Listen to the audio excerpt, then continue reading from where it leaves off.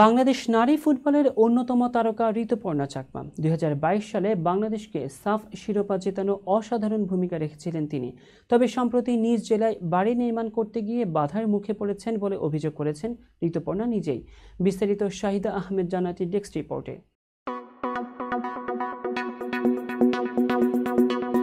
২০২২ সালে সাফ চ্যাম্পিয়ন হওয়ার পর রাঙামাটিতে ঋতুপর্ণা ও রূপনা চাকমাকে রাজকীয় সংবর্ধনা দেওয়া হয়।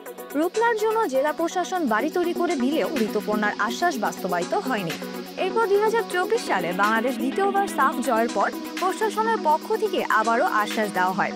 শনিবার ২২ মার্চ সামাজিক যোগাযোগ মাধ্যমে এক দীর্ঘ পোস্টে ঋতুপর্ণা লেখেন, ২০২২ সালে প্রথমবার সাফ জয়ের পর রাঙামাটি জেলা প্রশাসক আমার বাড়িতে এসে ঘরবাড়ি ও যাতায়াতের সমস্যা দেখেন।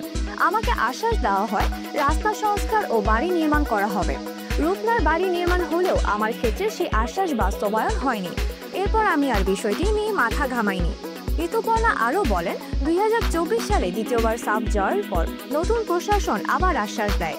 ইউএনও মহোদয় জানিয়েছেন আমার বাড়ির রাস্তা নির্মাণে বরাদ্দ হয়েছে। জেলা পরিষদের কর্মকর্তারাও পরিদর্শন করেছেন, গভীর নলকূপ বসানো হয়েছে এবং বাড়ি নির্মাণের জন্য অর্থ বরাদ্দও পাওয়া গেছে।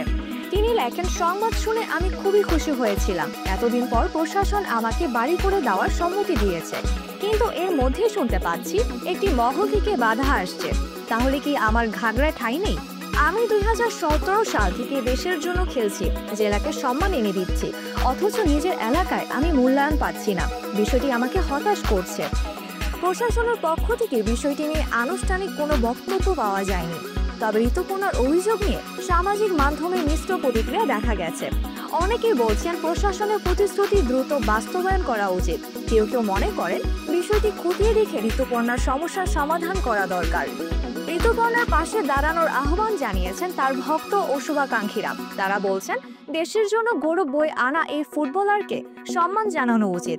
প্রশাসন দ্রুত তার বাড়ি নির্মাণ ও রাস্তা সংস্কারের প্রতিশ্রুতি বাস্তবায়ন করবে, এটাই সবার প্রত্যাশা।